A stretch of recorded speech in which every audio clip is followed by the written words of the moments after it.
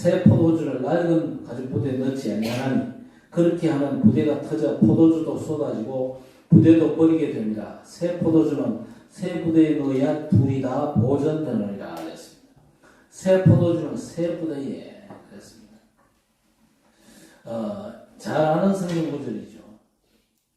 그리고 많은 목사님들이 한 해를 새롭게 시작하면서 이 본문으로 시작하는 교회들이 많습니다.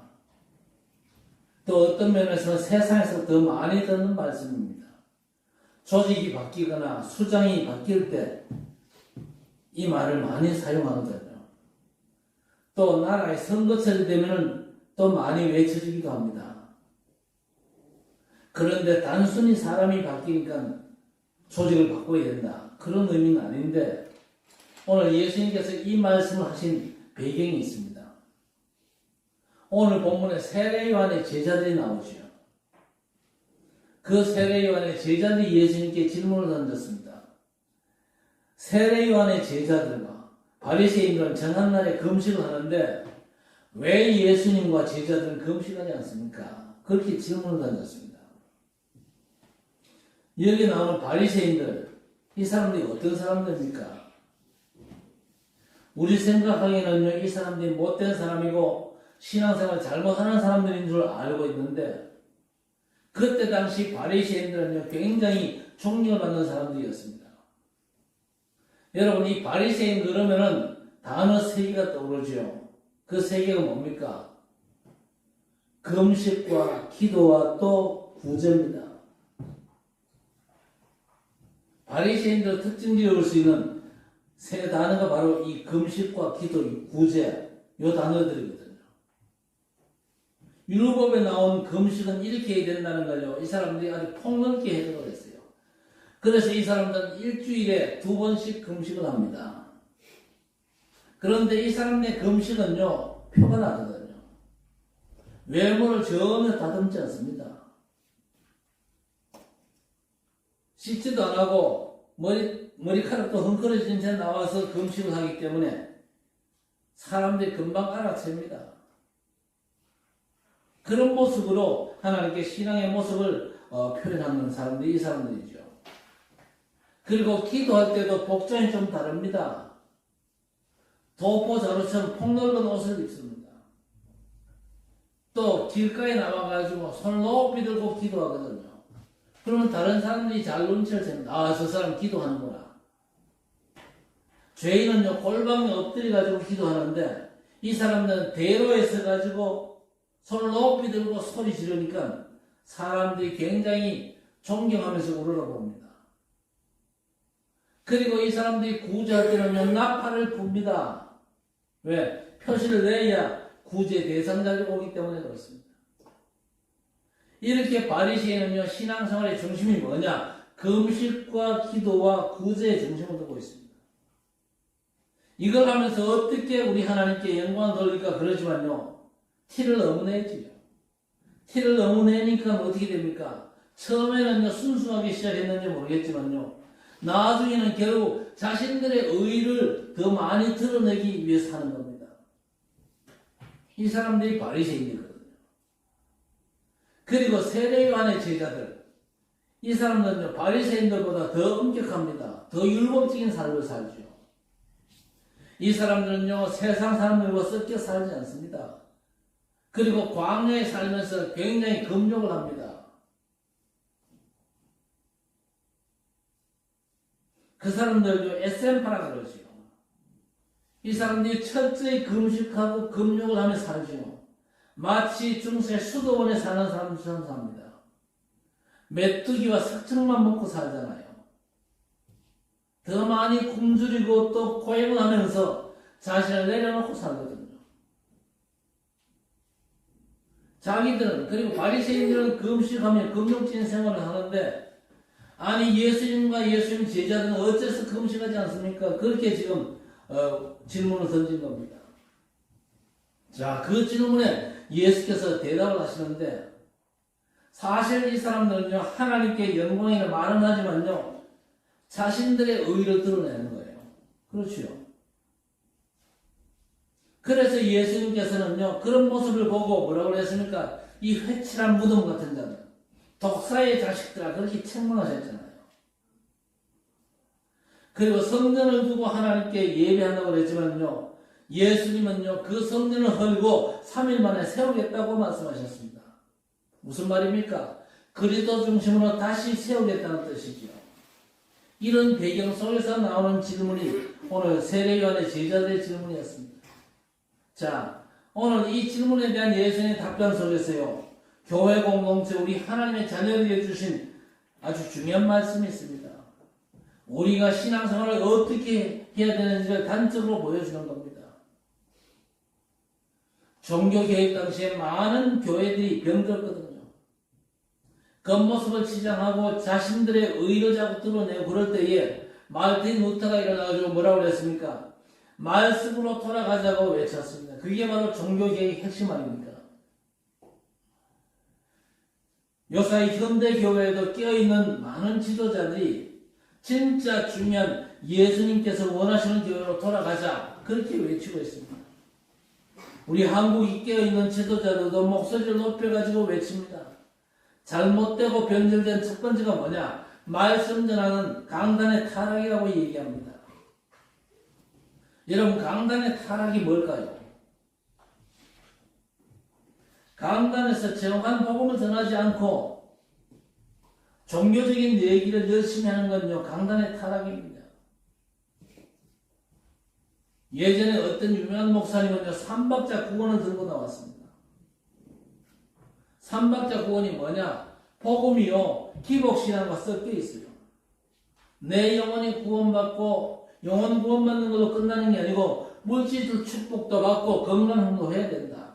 그게 복음이라고 말했거든요. 그렇게 설교하니까 성도들이 올바른 복음을 알 수가 없죠. 그러므로 말미암아 한국 교회가 병들어가고 세상 기준으로 나아가는 걸요, 깨어있는 지도자들이 비판했거든요. 자, 오늘 금식에 대한 질문에 예수께서 뭐라고 답변하십니까? 세 가지 비유를 드십니다. 첫 번째가 뭐냐? 혼인집에 신랑과 함께 있는데 금식할 이유가 있냐? 그렇게 묻죠. 그리고 낡은 옷이 있는데 생배적으로 깨매면 어떻게 되냐? 결국 찢어질 거 아니냐? 또 낡은 가죽 부대가 있는데 거기다 새 포도주를 집어넣으면 발효돼가지고 가죽 부대가 터져버리지 않냐? 이런 예를 들어서 이제 예수께서 답변하신 겁니다. 자, 그런데 지금요, 세례 요한의 제자들의 질문 자체가 틀렸습니다. 틀림없이 세례 요한은요, 예수님 보고 뭐라고 그랬습니까? 예수님을 보고 틀림없이 그랬거든요. 보라, 세상죄를 지고 오는 하나님의 어린 양이로다. 세례 요한이 틀림없이 그렇게 예수님을 소개했거든요. 그렇다면 이 제자들이 예수님에 대해서 똑바로 배워야 될 거 아닙니까? 세례 요한도 예수님을 똑바로 제자들에게 제대로 각인시켜 줘야 될 거 아닙니까? 그런데 그게 제가 안 됐던가 봐요. 누구한테 문제가 있는지 모르지만요, 예수님이 누구신지 이 세례 요한의 제자들이 잘 몰랐습니다. 그러니까 왜 금식하지 않냐? 그렇게 책망하고 있습니다. 먼저 혼인집, 신랑 친구들과 신랑이 함께 잔치를 벌이죠. 그 당시는 혼인잔치를 장장 일주일씩 합니다. 요즘은요, 결혼식이요, 그냥 하루에도요, 막막 찍어냅니다. 하루에도요, 아주 많은 경우에는 한 공간에서 많은 경우에는 한 17쌍씩 막 찍어냅니다. 그러니까 이 결혼 예식이요, 별로 그저 잔치적인 그런 기분이 별로 안 나요. 그런데 예수님 당시에는요, 혼인잔치를 일주일씩 길게 합니다. 그러니까 최고로 기쁘고 감사한 날이 잔칫날 아닙니까? 그리고 이게 사실은 교회의 모습입니다. 교회가 이렇게 기쁨과 감사로 넘치는 그런 모습을 세상 사람들에게 보여야 될 것입니다. 우리 성도들이 복음의 축복을 제대로 누리면서 그 복음의 축복 누리는 기쁨과 감격을 성도들끼리 함께 나누고 그 누림이 넘쳐가지고 세상 사람들에게 그리스도가 증거되는 것이 하나님의 소원이죠. 우리 구원받은 자의 색깔이 뭡니까? 기쁨과 평안과 감사와 행복의 모습입니다. 우리 성도들에게 이런 축복의 모습들이 완전 회복되어지고 이런 축복의 모습들이 드러나게 되기를 바랍니다. 이거는 절대 구원의 조건이 아니지요. 구원받은 자의 당연한 삶의 열매가 되는 것입니다. 구원은요, 내 자격으로 받는 게 아니지 않습니까? 전적으로 타락한 존재가 어떻게 하나님의 그 어마어마한 구원을 받을 수가 있겠습니까? 그래서 하나님의 전적인 은혜로 말미암아 구원받게 되는 겁니다. 그렇죠? 칼빈이 그랬잖아요. 인간은 전적으로 타락했다. 소망이 전혀 없을 만큼 완전 타락했다. 거기 하나님의 절대 은혜가 임할 때에 구원이라고 하는 어마어마한 축복이 우리에게 주어지는 것입니다. 내가 어떻게 구원받았냐 이거 살펴보면요. 내가 받은 구원이 내 어떤 자격 조건으로 인해서가 아니라 그야말로 하나님의 전적인 은혜였구나. 이 사실을 깨닫게 될 겁니다. 이 사실을 진짜 깨닫게 되면요. 감사와 찬송이 넘쳐날 수밖에 없는 것이죠. 전적인 하나님의 은혜로 우리가 구원받았기 때문에 하나님의 자녀가 되면요. 당연한 모습으로 나타나는 게 기쁨입니다. 내가 영원한 멸망과 저주 지옥에 합당한 인생인데 하나님의 은혜로 말미암아 구원받고 내가 하나님의 자녀가 되었으니까 얼마나 기쁘지 않습니까? 그래서 갈라디아서에 나타나는 성령의 열매는요. 사랑과 희락과 화평과 오래 참음이라고 했습니다. 기쁨은요. 하나님의 자녀들에게 나타나는 최고의 모습입니다. 북한 살던 북한 주민이 탈북을 해가지고 한국 땅에 입국하는 게 쉬운 일이 아니거든요. 그럼에도 불구하고 북한 주민이 탈북해가지고 한국민이 됩니다. 주민등록증을 받고 한국 여권을 받고 세계를 마음껏 여행도 하고 생각은 아주 험난한 과정, 탈북 과정을 거쳐야 탈북이 가능한데 탈북에 성공했다 대한민국에 입국하고 대한민국 주민등록증을 받고 대한민국에서 돈을 벌면서 살아간다. 그 사람들에게는 굉장한 기쁨입니다. 자, 그런데 죄로 말미암아 영벌받아 마땅한 우리가 은혜로 구원받고 하나님의 자녀로 보좌의 축복을 보장받았다는 건요. 탈북과는 비교할 수 없는 영광입니다. 그래서 여러분 이 땅을 살면서 천국 보좌의 축복을 누린 기쁨으로 충만하시기를 주의 이름으로 축복합니다. 자, 이스라엘 백성들이 애굽에서 400년 동안 종살이 하다가 6월절 어린 양에 피 바르고 출애굽을 했습니다. 출애굽 1세대들은요, 노예생활 하다가 6월절에 해방받았잖아요. 이제 자유인입니다. 자유인으로 가나안 땅으로 가는데 이 사람들을 광야 교회라고 했습니다. 그런데 이 사람들의 모습은 어땠습니까? 한마디로 말씀드리면 이 사람들 잔치집이 아니었어요. 그래서 일만 터지면 염려, 걱정, 원망 충만했잖아요. 물론 기뻐할 때도 있었습니다. 홍해바다를 건넜을 때 기뻐했습니다만은요, 3일 지난 뒤에 물이 없어가지고 불평불만하잖아요. 심지어 지도자를 세워가지고 애굽으로 다시 돌아가자 그렇게 나왔잖아요. 여러분 그 사람들이 구원받은 사람들입니다. 400년 노예 생활에서 해방받은 사람들이에요. 구원받은 성도의 모습은 그런 모습이 아니잖아요. 자, 출애굽한 이스라엘 백성들 광야길 가는 동안 저 가나안 땅 갈 때까지 하나님께서 완전 책임지겠다고 약속하셨거든요. 전능하신 하나님께서 그 백성들 책임지시겠다고 약속하셨거든요. 그런데 그 백성은 정작 어땠습니까? 문제만 오면요 걱정, 근심에 빠져버렸습니다.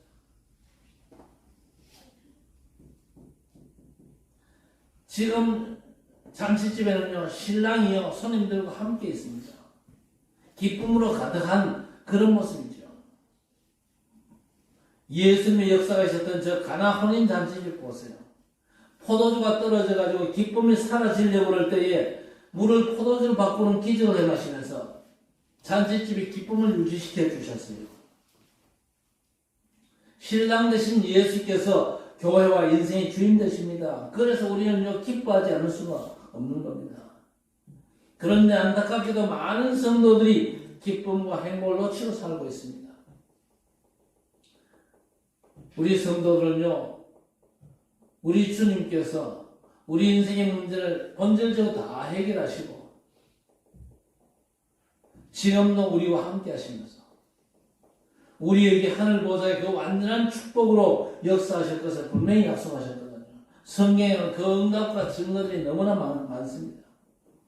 그래서 우리 성도는요, 구원받은 기쁨과 감격 속에서 신앙생활 하시길 바라고, 특히 성도들이 함께 모이는 예배를 통해서는요, 그 구원받은 기쁨과 감격을 마음껏 찬양으로 표시하시기를 바랍니다.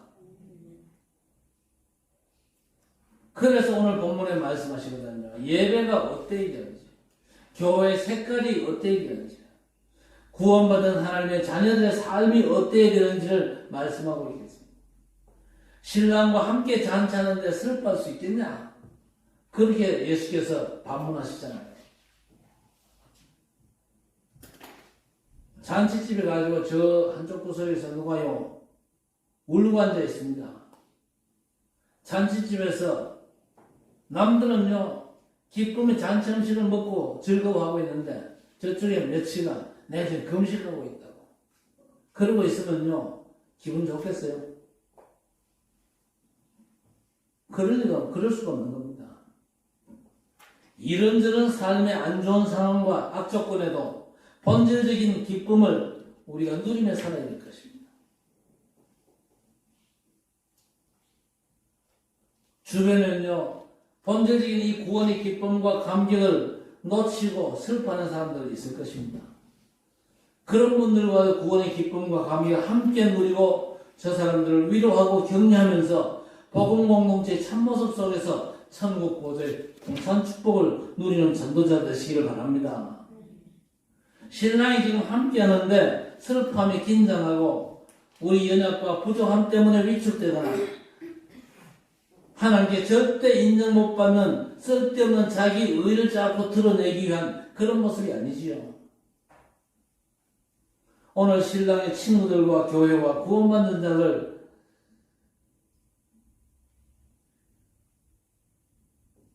자들이 지금 함께 그 혼인잔치에 참여하고 있거든요. 구원받은 우리 하나님의 자녀의 삶에는요, 항상 구원에 대한 기쁨과 감사가 넘쳐나야 되는 겁니다. 그 기쁨과 감격 속에서 우리가 행복한 자들이거든요. 우리가 사역을 감당하면서 우리 주님께서 우리에게 약속하신 게 뭡니까? 하나님 나라의 일을 말씀하셨거든요. 하나님 나라의 일. 요셉이 누렸던 그 하나님 나라의 일들이 우리에게도 약속된 겁니다. 다니엘이 누렸던 그 하나님 나라의 일들이 우리에게도 똑같이 약속되어 있다 그 말입니다. 그래서 우리는요, 너무너무 행복한 자들이거든요. 우리 인생의 문제를 완전히 해결하시는 그리스도께서 우리와 함께 하십니다. 죄 용서받고 정죄함 없이 아버지 하나님 앞에 선자되기 때문에 우리가 너무너무 행복한 사람들이에요. 내가 누구냐? 그리스도로 말미암아 구원받은 하나님의 자녀, 너무너무 행복한, 지금 현재 하나님 함께 하심을 누리고 하나님 보좌의 축복을 누릴 수 있는 자라 하나님 앞에 그야말로 행복이 감사로 넘치는 삶이 여러분에게 회복되어지기를 바랍니다. 자, 그러면서 또 뭐라고 그랬습니까? 낡은 옷에 생매를 붙이면 어떻게 되겠냐? 낡은 옷에 생매를 붙이면요, 절대 그 옷이 제로 남아나지를 못합니다. 과거에는요, 동생, 형이 옷을 물려받아 입었습니다. 옷이 낡으면요, 천조각을 붙여가지고 꿰매지요. 그러면 어떻게 됩니까? 당장은 괜찮은 것 같아도 새로운 천이 낡은 옷을 자꾸 당겨가지고 헤어짐이 심하게 되잖아요. 결국 옷을 버리게 되는 것입니다. 똑같은 이유로 낡은 가죽 부대에다 새 포도주 집어넣으면 어떻게 됩니까? 새 포도주는요, 아직 제대로 발효가 안 됐습니다. 부대에 넣어놓으면 그 틀림없이 발효가 되거든요. 낡은 가죽 부대에다가 새 포도주를 집어넣으면요, 발효를 견딜 수가 없습니다. 결국은 터져버릴 수밖에 없는 것이죠. 무슨 얘기입니까? 우리 삶에 예전 모습이 있을 것입니다. 그 예전 모습 가지고 복음을 짜집게 하면 안 된다, 그 말입니다. 세상 기준으로 말씀 기준으로 짜집게 하면 절대 안 되죠. 그래서 우리는요, 세상 기준을 완전히 벗고 복음의 새 옷을 입어야 되는 것입니다. 그래서 우리는 날마다 옛 것을 내려놓고 새 은혜로 가득 차야 될 것입니다. 그게 교회의 모습이고 성도와 예배자의 모습입니다. 옛 모습을 완전 내려놔야 하나님의 새 은혜로 우리를 채워나가야 됩니다. 자꾸 짜집기를 계속하면요, 교회의 올바른 모습이 나올 수가 없다고 말씀하시는 겁니다. 자, 그런데 우리가 완전 새롭게 변화되는 건 뭡니까? 유일한 하나님의 말씀밖에 없습니다. 말씀을 받을 때 우리의 생각과 가치관, 기준이 바뀌도록 기도하시기를 바랍니다. 말씀은 창조의 능력이고 치유의 능력입니다. 그 말씀이 우리를 새롭게 변화시키거든요. 그래서 우리가 말씀 듣는 데 집중해야 될 것입니다. 우리가 매일 얻어야 될 새 은혜가 있거든요. 과거에 우리가 받은 바 은혜가 있지 않습니까? 과거에 받은 은혜 가지고 오늘과 내일 그리고 앞으로 오는 날들을 살아갈 수는 없습니다. 예배하러 올 때마다 날마다 아침에 눈 뜰 때마다 오늘 하나님께서 내게 준비하신 새 은혜를 구해야 될 것입니다. 한 주간을 살아가는데 받아 누릴 은혜가 우리 하나님께 풍성히 준비되어 있거든요.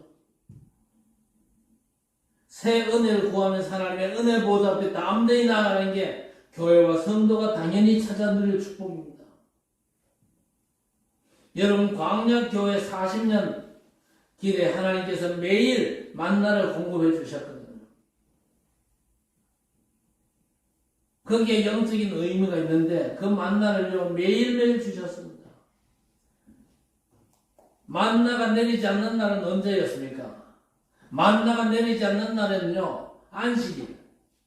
요즘 말로 하면 토요일에는요, 만나가 내리지 않았습니다. 그때만 금요일에 안식일 분까지 거두라고 하시거든요. 매일 아침에 나가서 만나를 거두어가지고 양식으로 삼아라. 그렇게 말씀했습니다. 무슨 얘기입니까? 그날 우리가 찾아 누릴 은혜와 축복이 있다는 말씀이거든요.